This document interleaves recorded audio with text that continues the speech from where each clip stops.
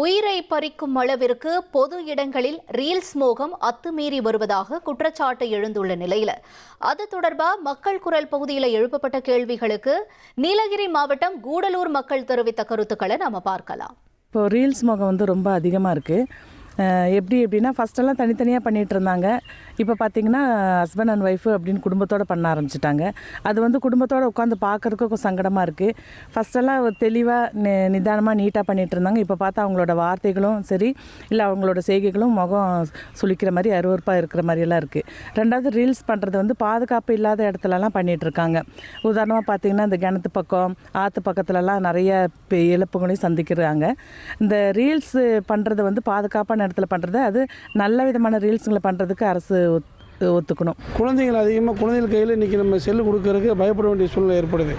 அதை பார்த்து நம்ம ஒரு காமெடியான வீடியோ பார்க்குறாங்க. அடுத்து இந்த வீடியோ பார்க்கும்போது அந்த குழந்தைகள் அதுக்கு பாதிக்கப்பட்டுருவாங்களோ, அடுத்த சமுதாயத்தில் அடுத்த தலைமுறை அடுத்த இளைஞர்கள் அடுத்த குழந்தைகள் இதை பாதிக்கப்படுறதுக்கு வாய்ப்பு இருக்குது. தமிழ்நாடு அரசு இது கண்டிப்பாக இதை கண்காணித்து நடவடிக்கை எடுக்கணுன்றது நம்முடைய கோரிக்கை. கணவன் மனைவியை ரீல்ஸ் எடுத்து போட்டு இதனால் பல்வேறு குடும்பங்களில் பல பிரச்சனைகள் ஏற்பட்டு பல பிரிவினைகள் சச்சரவுகள் ஏற்பட்டு வருகிறது. எனவே அரசியல் கவனத்தில் கொண்டு இந்த ரீல்ஸ் முகத்தை பல கட்டுப்பாடுகள் கொண்டு வந்தது கட்டுப்பாடு விதிக்க வேண்டும் என்பதை தாழ்மையுடன் கேட்டுக்கொள்கிறேன்.